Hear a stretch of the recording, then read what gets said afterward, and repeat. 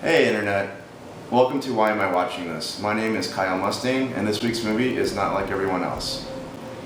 And don't mind that, it doesn't really mean anything. I just have a thing for Chris Hemsworth. Not Like Everyone Else stars Arrested Development's Alia Shawkat as real-life Brandy Blackbear, who was expelled from her high school under suspicion of practicing witchcraft.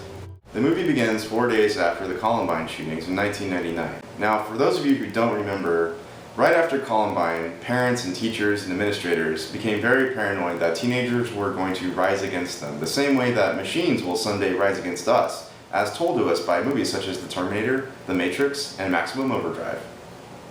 Right away, we know that Brandy and her friend Kyle are nonconformists, aka not like everyone else. You know, you better get used to reading that handout, ladies. They're burning all the library books at noon. Why do you have to agitate?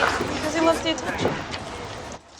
I thought the jaded teenage banter between the two of them really worked, so already I was on board with these two young actors. 12 minutes in and we already know who's responsible here. Popular girls. Brandy is a fiction writer and she listens to thrash metal music, which sounds a lot like Rage Against the Machine. Although this is a low-budget movie, so it's probably a knockoff of Rage, something like Flail in opposition to the Appliance.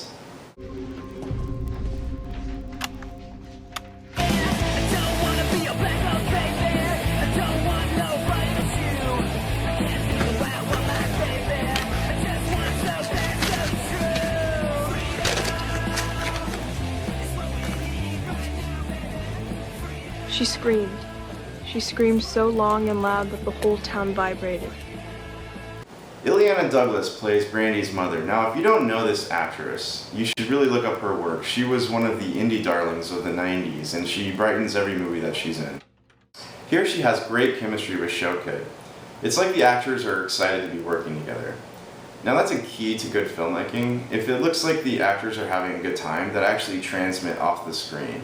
If it looks like the actors are invested in the story, then that makes me want to be invested in the story. I just want to say that this year is going to be better. I promise. Every day is a new day. Do you have a better cliche? I thought you loved that one. Apparently her writing teacher is played by Jeff Foxworthy's stand-in. Foxworthy was slated to appear in this movie, but he had to be at the ribbon cutting of a Shoney's. What I want to know is, does this movie sidestep the race issue? Maybe it's implied by the filmmakers that Brandy and her family are the only Native Americans in this community. I don't know enough about the actual demographics of the real school to go on with this, but I do think it's implied there because they are the only Native Americans that appear in the film. So it seems that there would have been some sort of racist motivation behind the rumors that were spread about Brandy, but the film doesn't really go there. The movie has one Blair Witch reference, which I thought was pretty cool and pretty timely because it takes place in 1999. Showtimes for the Blair Witch Project? What?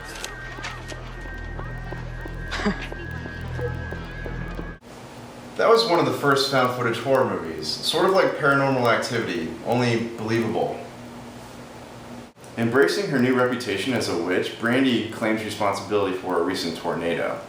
Now this got me thinking, wouldn't that be cool if the gays actually just started claiming responsibility for all of the natural disasters that the religious nuts blame on us? Hey, did you see on TV about the earthquake? I know, right? That orgy we had last weekend totally worked. There's only one point in the movie where a teacher makes a reasonable proposal. What about counseling, peer mediation, programs to stop bullying? Why don't we just listen to the kids? I'm a teacher. I don't have time to listen to my students. I love the best guy friend Kyle, who doesn't seem to care about anything. Kyle is played by Lucas Till, who would grow up to become hot and play Alex Summers, aka Havoc, in X-Men First Class. It's refreshing to see a movie about post-Columbine hysteria. When you break it down, Brandy Blackbear was a student who was expelled for checking out the wrong book. And now for a segment I like to call Illeana Douglas Explains the ACLU. It's an organization called the ACLU. They fight for people's civil rights, like when you don't think that you're being treated right. Brandy's lawyers tell her that she can no longer wear goth makeup, so instead they make her dress up like she's on Little House of the Prairie. The last third of this movie relies heavily on shaky handheld camera work. This comes off as a weak attempt to create tension during the hearing, because by this point in the movie, the story has more or less lost steam. Either that, or the filmmakers are not comfortable enough with tackling the actual complexities of the real court case. The camera is literally all over the place during these scenes. At one point, it films from underneath someone's elbow. No, that's just getting sloppy. The protesters are holding up signs that say things like, "Get back on your broom!"